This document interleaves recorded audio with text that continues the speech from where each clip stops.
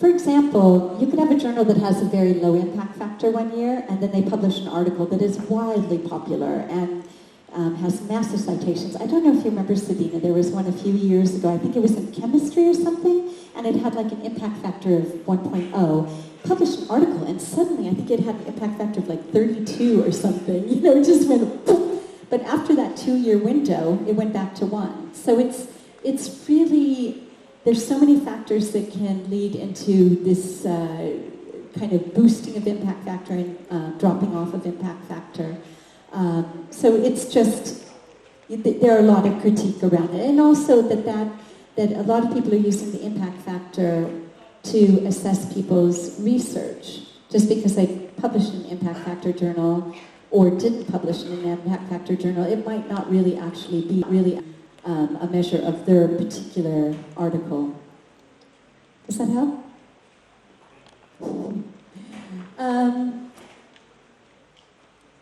Right, but a lot of people are looking at the impact factor irrespective of the critiques. So, you know, obviously a lot of librarians look at it when they're looking at publishers' lists and kind of assessing the quality of a portfolio and whether or not they want to subscribe to it.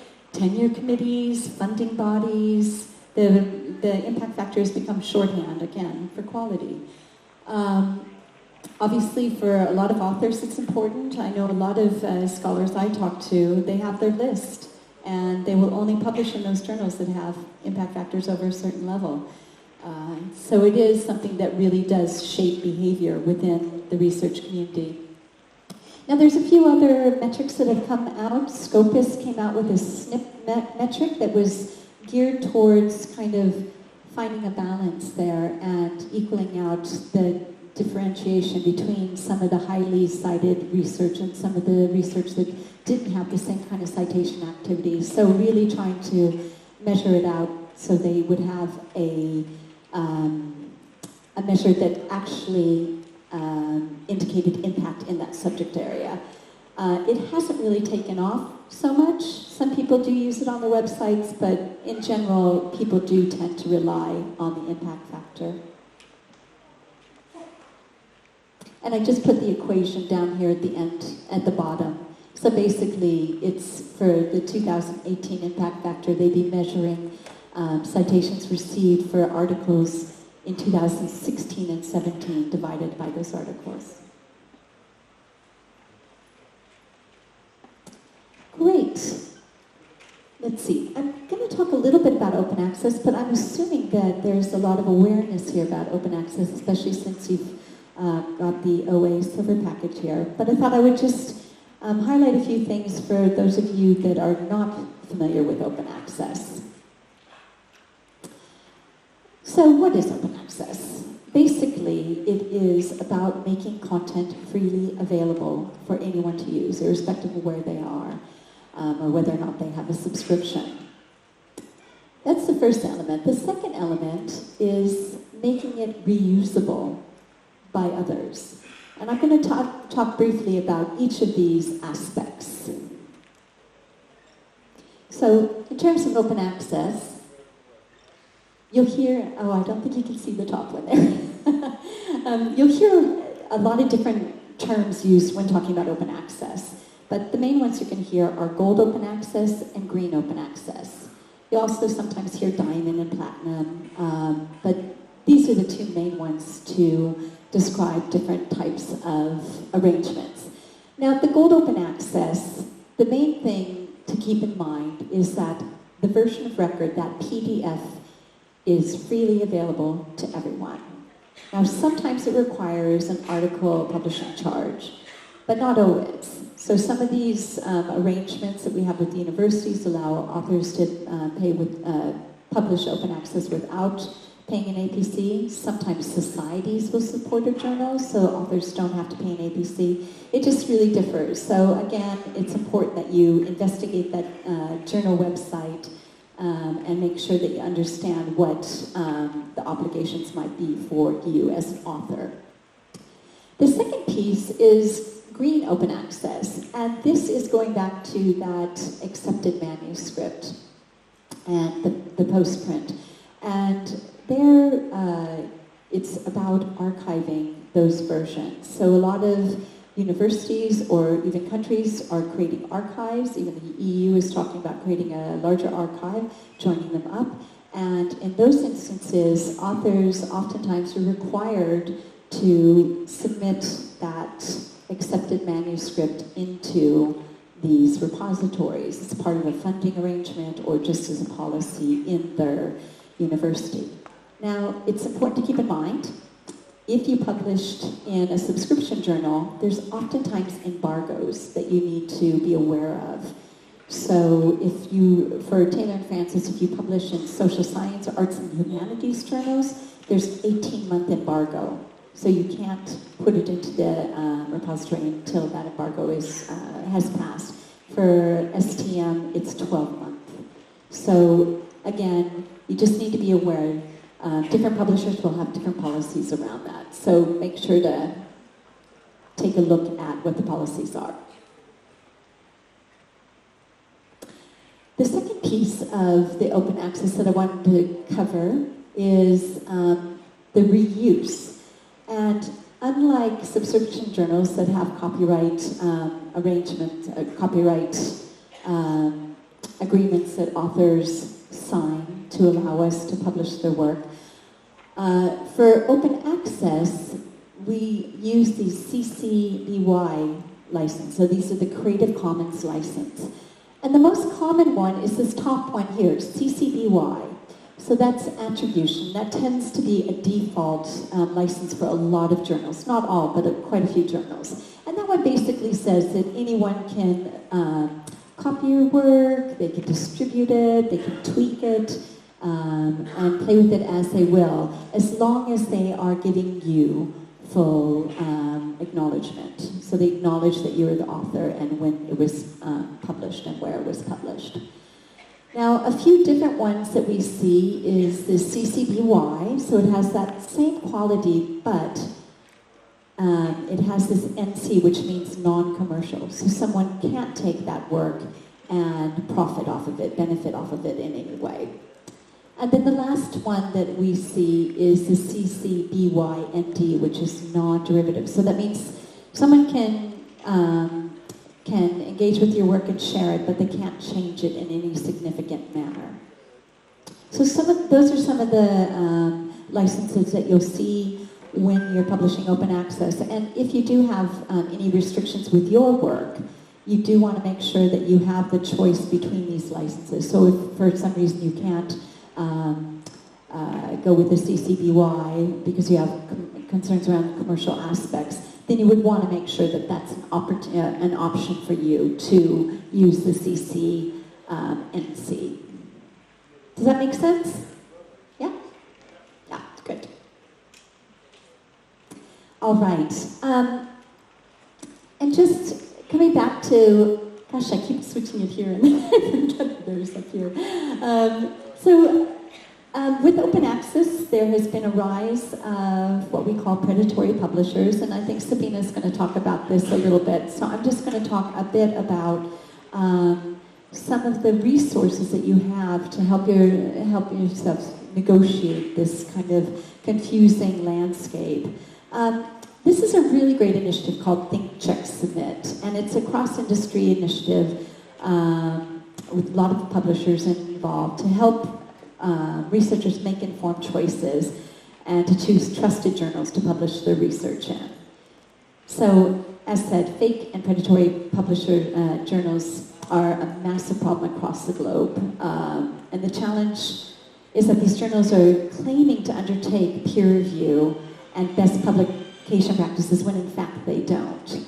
And the problem is, once you publish in one of these journals, you can't really retract it. The article already has a DOI. So it is really, you basically have to walk away at that point. And I think we've seen a lot of authors come to us asking for our help, when they realize they publish with a predatory publisher, it's not legitimate, and there isn't much we can do.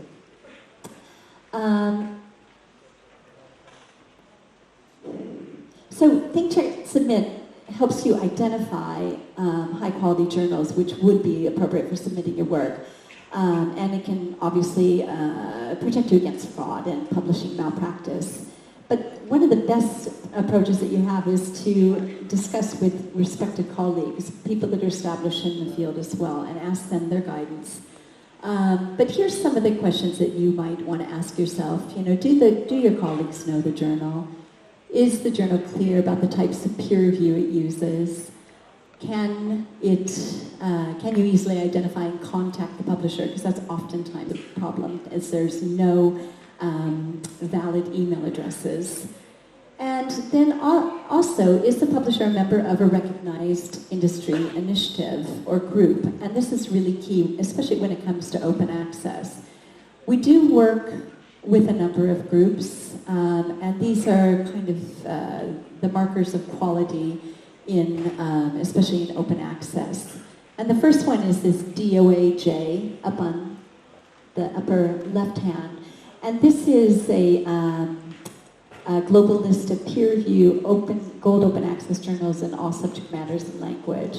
And they've indexed more than 11,000 journals in their database. And these journals have been evaluated. They've gone through very formal evaluation based on key criteria, and they use an editorial process founded on quality and transparency. So it's an excellent source. If you're interested in publishing open access, you can go to this source and you'll be able to find a lot of different journals that you can consider. The next organization I'd like to point out is OWASPA, and the main purpose of OWASPA is to define best practice for open access publishing models and to ensure the integrity of the publishing process in the open access arena. So it's really just focused on that. The membership is mainly publishers and others involved in academic publishing in some way with open access. There's currently 130 members, and they do a lot of work. They do a lot of outreach work as well. So I would recommend checking out their website. There's a lot of interesting information there.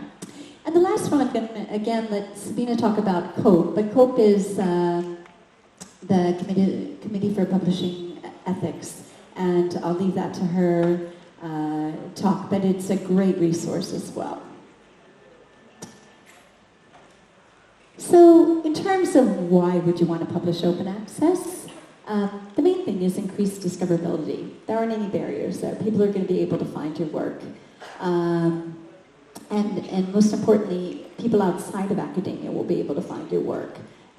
If they're interested in what you're writing in, if they're working in that area themselves, maybe they're a practitioner, media can find it. So if your work resonates as of general public interest, media will be able to find it much easier. The other thing is if you publish gold open access and you can share that final version of your paper anywhere. So it can be shared at ResearchGate, Academy EDU, any place that you would like. Whereas there are, again, limitations when you publish in a subscription journal. And the last piece is the ownership piece. You get to retain copyright of your work. Again, most publishers and societies that own journals do ask authors to sign an exclusive license to publish with us. And so there are certain limitations around how you can use your article after it's published. So in the case of open access, you can share it any way you'd like and reuse it any way you like. All right. And I'm just going to talk very quickly about open research because we're really seeing a rise in a lot of these practices and an integration of these practices into academic work. So I thought I would go over just a few areas right here. Now, we've just been talking about open access, and that probably is the most well-known aspect of open research. So in that respect, we've also talked about preprints, which I'm going to leave to Sabina to talk about further, but this is also an area where people are discussing it as part of open research, sharing preprints and this sort of thing. Thank you. Can you hear that I'm getting dry in the mouth? The second one I'd like to talk about is registered reports, and this is something that is of great interest in psychology, for example. And it's a different type of submission workflow to increase transparency around research data. So in this case, authors write the method and hypothesis and have that peer-reviewed before they collect data and write the results. So basically, someone is saying, your research protocol is sound, we support it. The aim is to stop authors from manipulating data and to create novel results, and increase chances of publication. So there are certain journals that are committed to publishing work after they accept the report. So it's a different way of thinking about doing research, a different way of thinking about the publication process. The next one I'd like to point out is data sharing, and this is probably one most of you have heard about as well. It's the next most widely known, but what people mean when they talk about research data will vary dramatically depending on the subject area. We have a suite of data sharing policies in place for our journals to help guide authors through what they can expect, and I believe Sabina is going to show you a little bit on that when we get to her area, her presentation. The next pillar is labeled code. And this is really about different code and diagnostic tools for medicine and psychiatry, or survey questions for the social sciences areas. And so it's a lot of policies around that. And then finally, I think the one that is getting great interest is the open peer review. And interestingly, one of my colleagues who has just started working as director of open research, or head of open research, has been doing a lot of analysis on open peer review, and he has found that there's about 120 different types of workflow for open peer review. So there's a lot of variation in the peer review process, which we'll talk about a little bit further on. And the last one here at the end is TDM, so that's text and data mining. And a lot of people throw that into the open research. And basically, that is about having programs that can,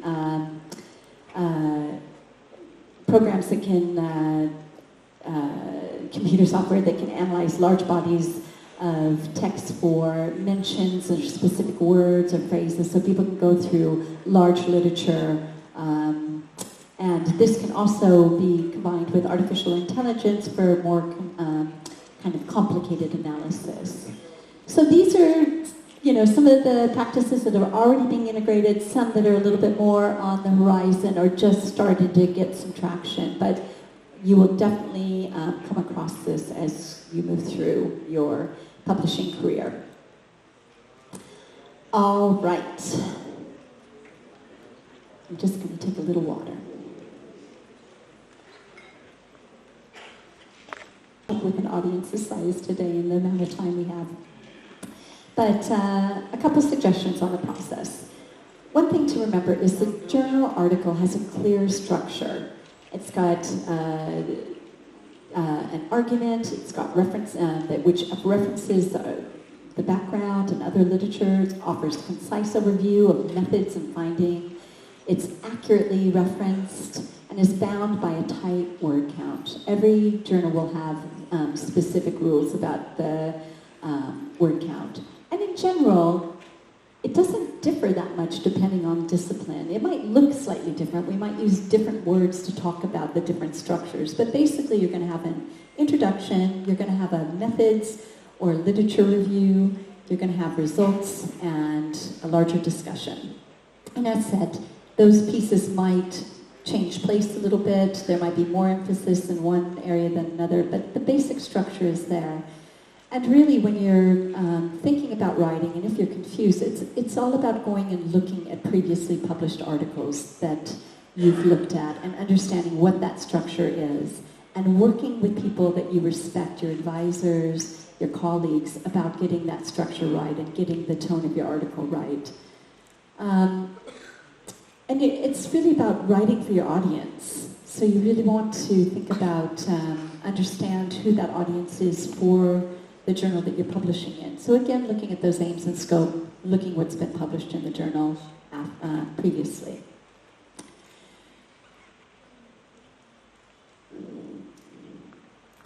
And more importantly, take some time to put yourself in the editor's shoes.